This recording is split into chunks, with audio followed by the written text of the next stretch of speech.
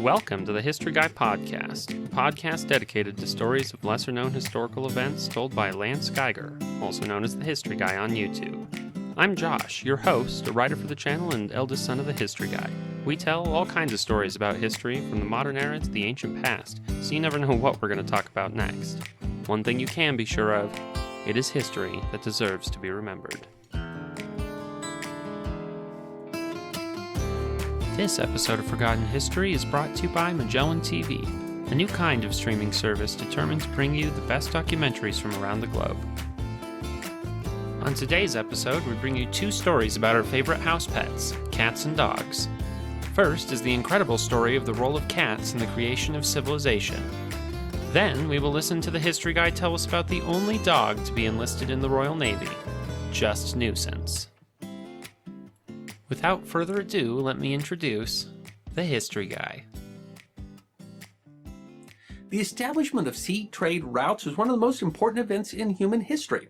While humans had been using seaworthy vessels to populate Oceania as early as 50,000 years ago, it wasn't really until about the 5th century BC that sea trade routes between civilizations started to occur. Those early sea trade routes established connections between cultures. They moved goods enormous distances, and they laid the foundation for an economic activity that is still vitally important today when 90% of the world's trade goods are moved by the international shipping industry.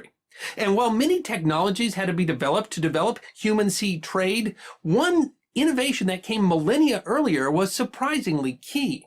That innovation had already played a central role in one of the most important developments in human cultural history, and it still plays a central role in the high-tech world of social media. I'm talking, of course, of one of the most important events ever to occur in human history, the domestication of Felis Catus, otherwise known as the house cat. While our understanding of the prehistory of humanity is constantly evolving, Homo sapiens, or anatomically modern humans, were thought to have arisen in Africa between 200,000 and 300,000 years ago. But for the vast majority of that time, somewhere around 95% of the time that humans have spent on Earth, humans were exclusively hunter-gatherers, nomads with no set home. It was during this period that humans began a process that would be critical to the development of the human race. We started to domesticate animals. While the origin of domesticated dogs is a matter of some dispute, most scientists agree that they were the first animals domesticated, possibly as far back as 40,000 years ago, from a species of wolf that is now extinct.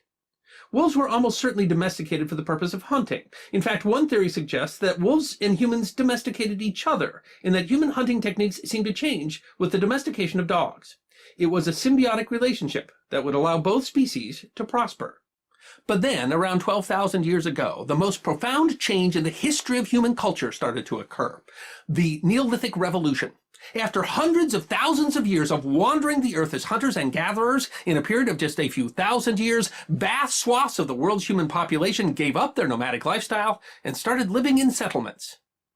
There are numerous theories about what drove this sudden and dramatic change, many dealing with climate changes that occurred as glaciers receded at the end of the last great ice age. This is a period when more animal species were domesticated, including sheep and goats, and later pigs, horses and donkeys, cattle, chickens and camels. But most importantly, this period included the domestication of crops, the selective breeding of cereal grasses to make them more amenable to agriculture. It was this change that, while decreasing the variety of food sources, allowed people to achieve food surpluses, requiring the storage of excess food. And that is where Felis Catus comes in. As people started to store grain, that grain attracted vermin, notably rats and mice. Rats and mice can be devastating to food stocks. A 1995 study of markets in Pakistan found that just 40 rats can consume 185 kilograms of rice in a year, and typically spoil or contaminate 3 times as much as they eat. And in the presence of food, they can be incredibly prolific. Just one pair of rats can produce as many as 10,000 offspring in a single year. Even today, mice and rats eat and spoil enough rice in Asia to feed an estimated 200 million people, and mice and rats are notorious for spreading disease. And of course, cats excel at hunting mice and rats.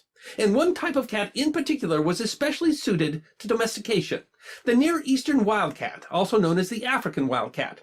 The species is native to North and East Africa, the Near East, and the Arabian Peninsula.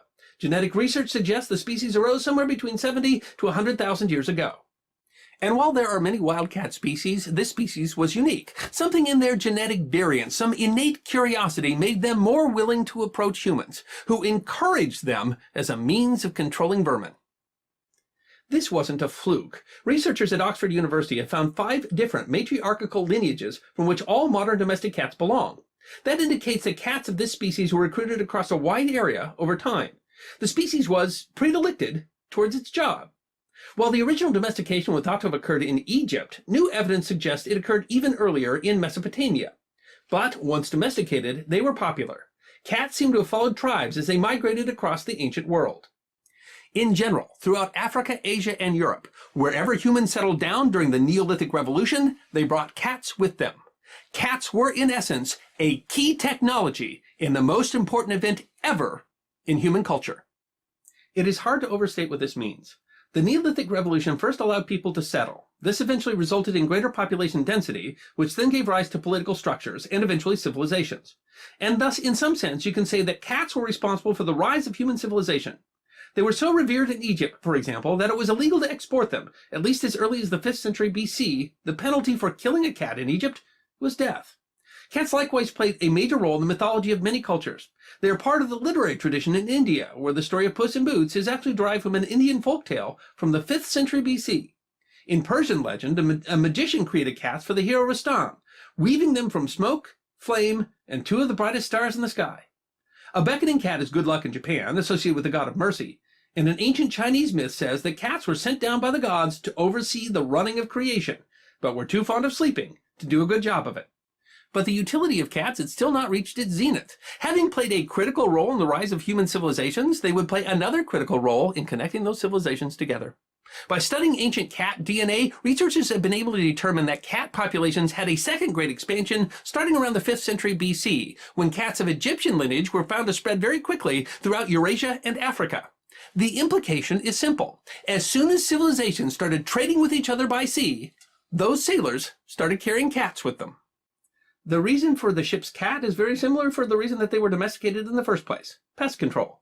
Rats and mice can cause significant damage, eating and contaminating the ship's stores needed to feed the sailors on long voyages, damaging cargo, and even destroying critical parts of the ship, gnawing ropes, sails, and even wood, quite the issue on a wooden ship. Rats and mice can even damage wiring on modern ships. Among the famous seafarers who apparently carried rats were the Vikings, where a cat of Egyptian lineage was found in a Viking burial site in northern Germany. The far-ranging Vikings, whose own mythology includes cats, may then have brought them to England, Scotland, and Western Europe. In fact, cats were so integrated with world trade that the etymology of the word cat is unknown, unable to be determined because it has been shared so widely among divergent cultures, making the word a classic example of a wanderwort. Having provided their essential service to facilitate yet another evolution in human culture, ship's cats remain a tradition to this day, and some have become quite famous. Blackie, for example, the ship's cat aboard HMS Prince of Wales, garnered international attention when she singled out Prime Minister Winston Churchill on a state visit in 1941. Blackie was renamed Churchill, and later survived the sinking of the Prince of Wales. Or Chibley, the ship's cat on the training bark Picton Castle, who circumnavigated the globe 5 times before retiring to land in Nova Scotia in 2010. Or the sad tale of Mrs. Chippy, a companion to Henry McNeish, the ship's carpenter on Ernest Shackleton's ill-fated 1914 Arctic expedition. When Shackleton's ship, the Endurance, was crushed by ice, Shackleton ordered the cat to be killed, as he did not think it would survive an ice crossing. The decision was part of what contributed to McNeish's brief rebellion against Shackleton. Despite the bad blood, McNeish was instrumental in the successful voyage in open boats to find rescue. McNeish's grave in New Zealand is adorned with a statue of his beloved Mrs. Chippy. And maybe the most distinguished of the ship's cats was Simon, the ship's cat of the frigate HMS Amethyst, who not only single-handedly eliminated a below-deck rat infestation, but who survived grievous injury from Chinese shellfire during the Yangtze incident in 1949, action for which he was awarded the Dickin Medal, commonly called the Victoria Cross for Animals, and was promoted to the rank of Able Sea Cat. Despite their centuries-long tradition of keeping ship's cats, the Royal Navy banned cats and other pets in 1975. And yet, ship's cats are still very popular on private and commercial vessels today. In 2017, for example, the USA Today ran a story about the adoption of a kitten named Lilu as the new ship's cat aboard the tall-masted schooner Lynx, a fitting heir to a proud tradition. While there are still working cats today, for the most part, today cats are kept for companionship, not for controlling mice and rats. And that tradition actually dates all the way back to Roman times, where Romans used domesticated weasels to catch rats, but kept cats as treasured pets. At some points in history, cats have faced gross discrimination. They were sometimes killed wholesale at various times and in various places because of their supposed connection to witches. And yet, cats are still enormously popular today, as anyone who follows social media can attest. And while worldwide more households have dogs, households with cats tend to have more animals, and so house cats far outnumber pet dogs in the world today. A fitting homage to the underappreciated role that Felis Catus has played in human history. Now's the part of the episode where we get to talk to the history guy about the episode we just listened to and some behind-the-scenes stuff that you only get to hear about on the podcast. I think it's interesting to talk about something like the history of house cats because it really kind of emphasizes the complexity of history. Of course, humans play a central role, but it's not just about us. There's so much more in history to talk about than just the human angle of it. It's been part of the fun of being the history guy is that you find out things like dandelions or helium are so important to human history. So you and I both have cats and we love cats, but it's hard to imagine. My cats, if they saw a mouse, I don't think they would have any idea what to do with a mouse. I mean, my cats are what you would define as a non-working breed. But it's hard to imagine you go back and realize that we couldn't have had human civilization without cats. That domesticating cats was a keystone technology that allowed the development of human civilization. And that just tells you, I mean, history's all around you. It's not just about cats because, we love people love to talk about pets and stuff like that. It's to say that if you look around, everything in your office, everything in your bathroom, everything in your bedroom, everything outside, and you realize how important all of that was to being where we are historically, that makes for really fascinating history. And that's why we've been able to talk about really interesting things like from the invention of the lawnmower to the role that tomatoes play in human history. And that was one of the fun parts about really researching the one on house cats is that it's surprising, it's shocking to find out how much human history is intertwined with something like the cat. We're able to talk about all of that and how it intertwines with things all over the place in unexpected ways. And yeah, now I had a cat that brought in a bird alive and then lost it under my bed. So that's the cats are not quite doing the same job that they used to. I think it would be a crime not to take this opportunity to talk a little bit about the history cats. Viewers have seen them make cameos in the videos and they always comment when they see one. But I did want to ask, do they cause trouble on set? Yes, sometimes they do knock things over, or they'll come and make noise in the middle of something that I'm doing. Or, I mean, I can't keep them out because they'll scratch at the door. And so they're funny, they're fun animals. So we just let them wander. If a cat's wandering behind me during the episode, I don't mind. But they have sometimes, knocked things over, pulled something loose. And of course they walk on the keyboard. And I don't know how the cat knows, keyboard shortcuts. I don't know them, but they can do things like you'll walk across my keyboard. I'm like, how did you do that? And suddenly, my keyboard's talking in Arabic or something, and I don't know how to fix it. So they do. I can say about the history cats, people don't know. There's almost always a cat in the room when I'm filming. They just don't always choose to be, on camera. And it's funny, sometimes they look like they're well behaved, almost look trained. Episode on the Alton Giant, Lucky just got up on the desk and looked at me like like she was paying attention. Most of the time she's sleeping in the chair next to me, but most of the time they're not cooperative. And people are like, you should put your cat in every episode. And if I could control where the cat was, it would make life so much easier in every other way. But they do cause trouble. They do antics. And one of the wonderful things about the job that I have is I have this sort of job where I can have these animals that I love and whose personalities mean everything to me, and be around. And we just work around it. So even when they cause trouble. So I remember many years ago going into like an insurance place, car insurance place, and it was a little home, mom and pop place, and they had their dogs there. And I thought, it would be wonderful to have the sort of job where you could have your dog running around your place. And so that's what we've got here. We don't have dogs, we have the cats, but and that means sometimes I come in and all of my challenge coins are on the desk because someone has bumped the thing and knocked them over, and we live with that because we love them. Magellan is sponsoring this episode, and we'd like to thank them for continuing to make it possible for us to make these podcasts. And I've also been watching all kinds of things on Magellan every chance I get because there's just so much interesting stuff to watch on Magellan. And have you been watching anything particularly interesting lately? I agree with you. Sometimes I feel like Magellan's like my bookshelf. There's more there than I have time to watch. But one of the things I've really been enjoying lately is something called Space Rip. They do don't just do history documentaries. They do documentaries on all sorts of things, true crime, and they do a lot of space documentaries. Space Rip is a series. There's like some 30-some episodes, but they're really easy to watch. They're 3 minutes long, 7 minutes long, and they're mostly the sort of ooh and ah sort of photographs that you get from NASA or from the International Space Station. And it's mesmerizing, it's fun, and then you can clip through a few of those in between things that you're doing. And it really shows the diversity of Magellan TV, that you can go from anything from a 2-hour history documentary to a 3-minute view from the International Space Station. And it's a lot of fun to watch. I actually would suggest it to anybody. Just fascinating to see the Earth spin from space. And that's one of the great things about Magellan is that it's made by documentary filmmakers. They get the best documentaries, and they're not looking for any one particular kind of documentary. They're looking for everything and just quality documentaries of any length. They're constantly coming out with new stuff.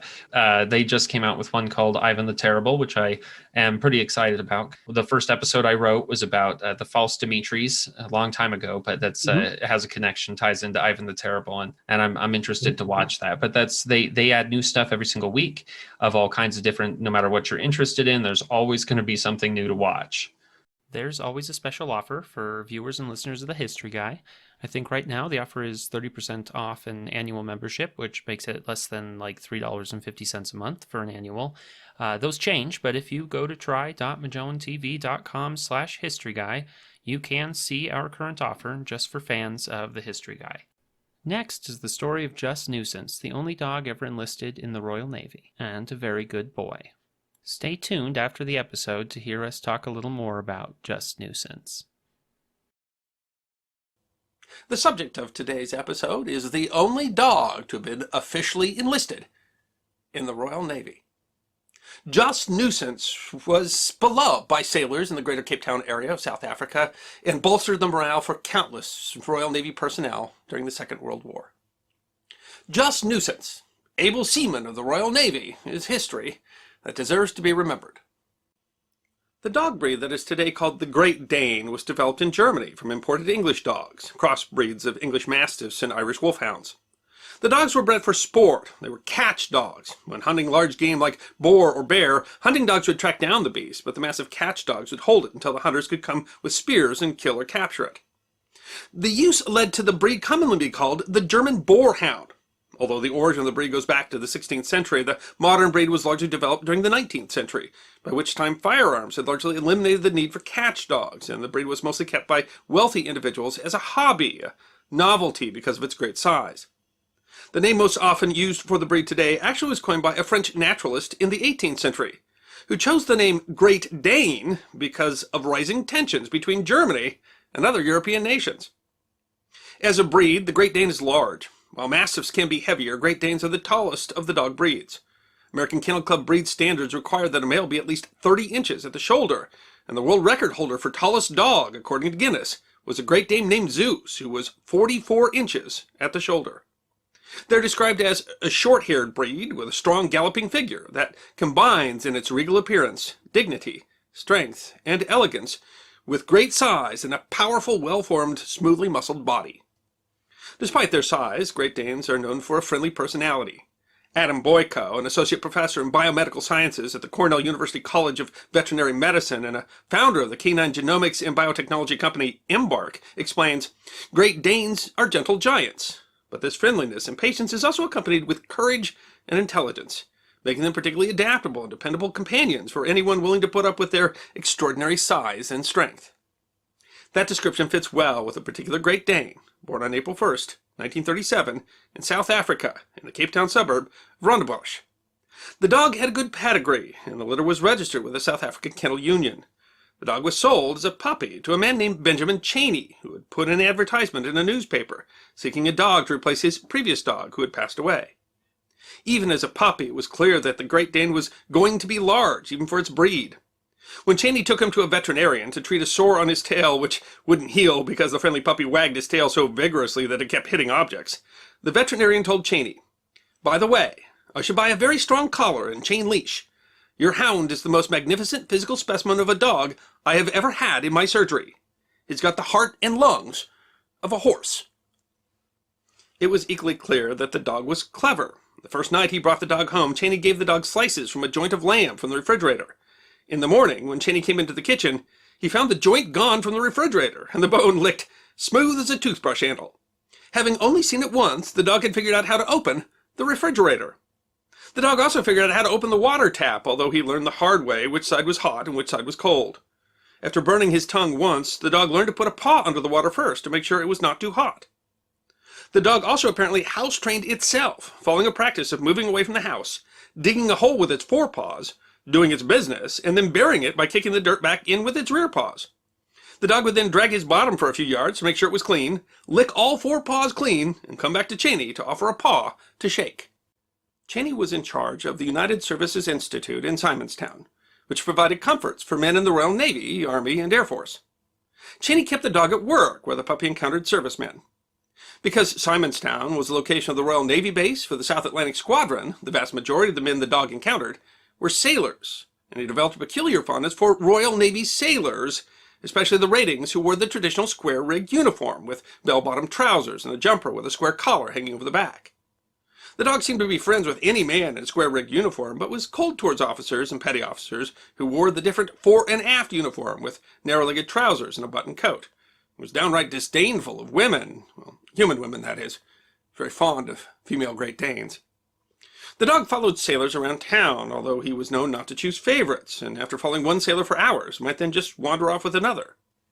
It was during this time that a sailor took the dog on the train, buying a ticket for the dog to the naval yard, and took him aboard the cruiser, HMS Neptune. The sailor spoiled the dog with food, and he took to riding the train to the naval yard daily. Dogs were commonly kept as mascots, and sailors were fond of pets, but this dog, by 15 months over 150 pounds, liked to lounge on the gangplank, making it difficult for sailors to conduct business. It was this trait that prompted the sailors to give him the name Nuisance. If he had a name previous to that, it was not recorded. Nuisance was both particularly friendly, to sailors at least, and particularly intelligent, and quickly became beloved by the sailors at the base. The mess crew fed him so much food that the petty officer in charge feared that the missing food would be discovered in the ship's record. He listed the food as meat unfit for human consumption, and thus disposed of for reasons of health. Disposed of course, meant fed into Nuisance's massive maw. But there was a problem. To get to the naval yard, the dog would ride the train, something he became quite adept at. Some stories suggest that he was so intelligent that he knew the train routes and times, but he was, after all, just a dog, and most likely was simply following sailors. But railway officials were frustrated with him taking up a seat and frightening customers. They would throw him off at the first stop if he didn't have a ticket. Usually he would patiently wait on the platform and simply reboard the next train. Sailors and eventually regular commuters who grew used to seeing him would aid him in avoiding the railway conductors. Finally, officials of South African railways were fed up and informed Cheney that if he could not keep the dog off the train, they would have to put him down. Cheney, unable to guarantee the dog would not board a train, decided instead to sell him. This led to a remarkable event. Nuisance was beloved at the naval base, and the sailors made an outcry that went all the way up to the commander-in-chief of the Royal Navy in the South Atlantic, who used his authority as fleet admiral to enlist Nuisance in the Royal Navy. While there had been animal mascots aboard Royal Navy vessels for centuries, Nuisance was the first, and only, dog to be officially inducted into the Royal Navy. The Navy purchased a season pass for the railway until the enlistment could be finalized. The pass was attached to his collar. When he was enlisting, he was required to have a medical inspection. The surgeon commander found him so fit that the medical officer said if all ratings were as fit as this animal, there would be no requirement for a doctor at this depot. The enlistment paper required a first name. The petty officer at the enlistment table said he'd only ever been called Nuisance, just Nuisance. So the lieutenant during the enlistment gave his first name as Just. As Just Nuisance had, they decided, been performing his duty unofficially for 18 months before enlistment, he did not enroll as an ordinary seaman, the lowest rank, but instead as an able seaman. His religion was listed as Canine Divinity League. His enlistment papers were signed with a paw print. All sailors in the Royal Navy were required to wear a cap when outside, so one was issued as his uniform, although he was eventually given permission to go without the cap, unprecedented for a Royal Navy sailor, as it caused him discomfort. The dog was freed from normal duty, but required to be present on parade. Special instructions were given for his liberty and feeding, and a barracks assigned where he had a regular bunk. Among the privileges of joining the Royal Navy, sailors of the Navy were allowed free travel on the train. Just Nuisance's official date of enlistment was August 25th, 1939. 9 days later, on September 3rd, Britain and its empire declared war on Germany. Just Nuisance continued to show his intelligence. He recognized God Save the King and would stand still at attention, his ears erect and his tail straight out when it was played. Likewise, when the midday cannon was fired in Simonstown, everyone was expected to be silent for 2 minutes to recognize all the sailors at sea. Just Nuisance would always observe the rule and give a low growl to any who did not. He was known for helping sailors who had over-imbibed. If he saw a sailor staggering, he would come to his side and escort him to a base or a service institution, where he usually had a regular bunk himself, watching over his charge until they awoke. If the dog saw 2 sailors fighting, he would break the fight up, pushing in between them and even standing up. He was over 2 meters tall on his hind legs, pushing them apart. The dog was gentle around children and only hostile to people who abused him. One time a drunken sailor passed out in Nuisance's bunk. The dog climbed in and pushed the man off the bed. The sailor, still drunk, tried to punch Nuisance. Nuisance reared up and pushed him on his shoulders, knocking him down. Nuisance then straddled the man, threatening him with his massive jaws. Another sailor intervened and calmed the dog down. Despite a few incidents where the dog got angry, Just Nuisance was never known to bite a man. He was beloved by sailors who at times banded together to keep the dog out of trouble. One time when he interrupted a dance at a theater, he was likely just expressing his opinion of the entertainment, the sailors present protected him from being arrested by insisting that he was chasing a rat. The sailors at the base even managed to sneak him aboard aircraft patrolling for German submarines, something he enjoyed greatly. Shop owners in the town loved the dog. He was so popular that if he decided to come into a shop, it would draw sailors from all over. They brought him so many drinks, lager was his favorite, that the base commander had to put a notice out to limit the dog to 6 quarts a night. Dr. Boyko suggests never giving a dog alcohol. Dogs are not built to tolerate alcohol, and even consuming small amounts of it can lead to life-threatening metabolic acidosis. Nuisance may have been able to tolerate alcohol only because of his large size, since larger dogs have slower metabolisms. While Nuisance could be, well, a nuisance, and was brought up on various offenses from arriving at the base late to riding the train without his pass, his military record was good. His conduct papers read, character, very good, efficiency, moderate, discipline, poor. But he was more than a distraction for sailors. One night he found a sailor on the base who had passed out from malaria and barked until someone came. The attending physician credited Nuisance with saving the man's life. An officer recalled him warning him of a dangerous scorpion and killing the arachnid. Likewise, he did the same, warning off men from a cobra and cleverly killing the snake, kicking dirt at it until it was confused and then pouncing and crushing its head. Nuisance played his role in the war effort. He accompanied the base commander to community events, raising money for the war effort. He was used in propaganda, became one of the most famous dogs in the world, and postcards of the dog were sold. He was bred, and 2 of his puppies were auctioned for the war effort. But his real role was as a friend to sailors, where his constant antics and gentle aid provided valuable distraction and comfort in a difficult time. Just Nuisance is still remembered in Simonstown, where there's a statue of him.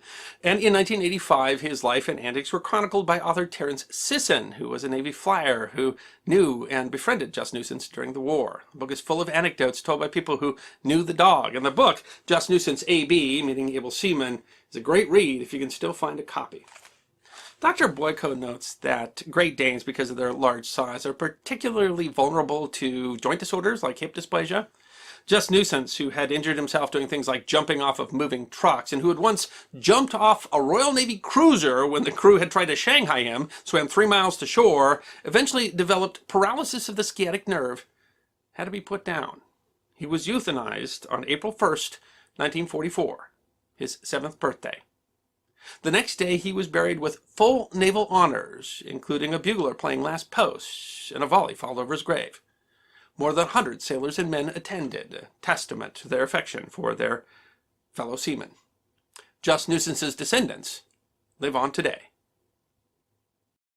Of the endless numbers of amazing historical stories, I think there's always something kind of special when we talk about animals and doing some incredible things that you don't necessarily expect the animals to do, but also just the roles they've played in people's lives. We have talked about a number of them, and I'm sure we'll talk about a lot more. What do you think draws people to these kinds of stories? There's actually quite a lot of research out there if you want to type into Google sometime, why do people care so much about animals, and people care more about animals than people, or, I mean, how do you explain that? And I think there's a lot of different reasons, but I really do like to say it's compelling history. And that's part of what draws people to it, is if you really understand, I mean, how important dogs were in a hunter-gatherer society, if you really understand how important cats were to civilization, if you really understand how important camels and llamas and horses were in different parts of history in different places, then you can see how we develop such an affinity for it. I mean, how these are species that learn to work together to survive. And that's all history. When you look at the deep history between humans and animals, then you can see why we are so compelled listening to animal stories. And then there's just that other idea. We got that when we talked about the mercy dogs a few weeks ago, about the dogs that were sent out in battlefields to find wounded men. That there's almost this feeling like they're better. They represent what's best in us. They represent something that's unselfish, and represent something that wouldn't start a war, but certainly would aid people who are victims of war. And so it's funny that sometimes we see the best of humanity in something that's not human. So we might be anthropomorphizing that. We might be shoving that all in from our own minds, but you can see why the stories become compelling. And that's a great story about Just Nuisance. I mean, he was not just a character, but I mean that dog also was selfless. It saved lives. And what did the dog have to gain in return? Nothing. And if you think about it, that's what we hope from heroes, from our best heroes in humanity, someone that would risk their lives to save other lives with nothing personal to gain from that. And that's part of why these stories are so cool. And we've had so many great stories of animals and the way they interacted with humans. Thank you for listening to this episode of the History Guy podcast. We hope you enjoyed these stories of forgotten history, and if you did, you can find more on our YouTube channel at The History Guy, History Deserves to be Remembered. We will continue to release podcasts every other week, so stick around if you want more podcasts on forgotten history. You can also find us on our website, thehistoryguy.net, and on Twitter, Instagram, Facebook, Rumble, and Patreon. You can even get a personalized message from the History Guy himself on Cameo.